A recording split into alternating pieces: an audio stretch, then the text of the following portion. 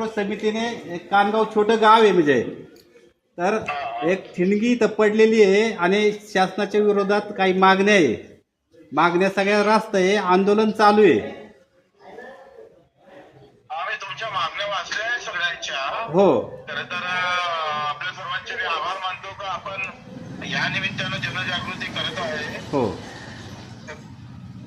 खरं तर शेतकऱ्याची फार गरज आहे एकत्र होण्याची, आणि मुळात शेतकरी एकत्र येत नाही म्हणूनच आपल्याला लुटलं जातं, आपला आवाज जात नाही. हो अतिशय दुःख आहे.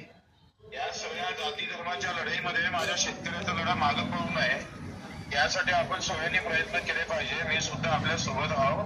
28 तारखेला आपण मोठ्या आंदोलनाची तयारी करतोय.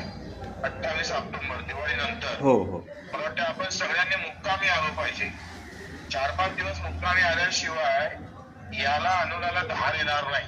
हो जसं आता पंजाबच्या शेतकऱ्यांनी 1 वर्ष मुक्कामी आंदोलन केलं.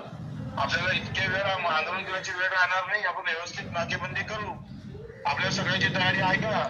हो तयारी आहे. हात सगळ्या शेतकरी संघटना आपण एकत्रित करून मग राजीव शेट्टी साहेबांची असेल, तुपकर साहेबांची असेल, नवले साहेब असेल किंवा शेतकरी संघटना असेल शरद जोशी साहेबांची, या सगळ्यांना एकत्रीकरण करून आपण 28 तारखेला ऑक्टोबरला मोठं आंदोलन करतोय. आपण सुद्धा ताकदीनं आलं पाहिजे अशी विनंती करतो, आणि आपल्या उपोषणाला मी पाठिंबा देतोय.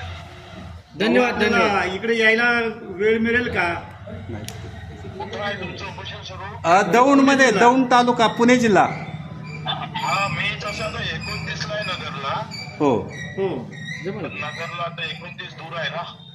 हो असू द्या, तोपर्यंत आमचं चालू राहणार. आंदोलन चालूच राहणार आहे भाऊ. 29 ला येतो मी, मला मेसेज करा. हो हो चालेल चालेल. हो हो हो धन्यवाद भाऊ. हो हो धन्यवाद. थँक्यू.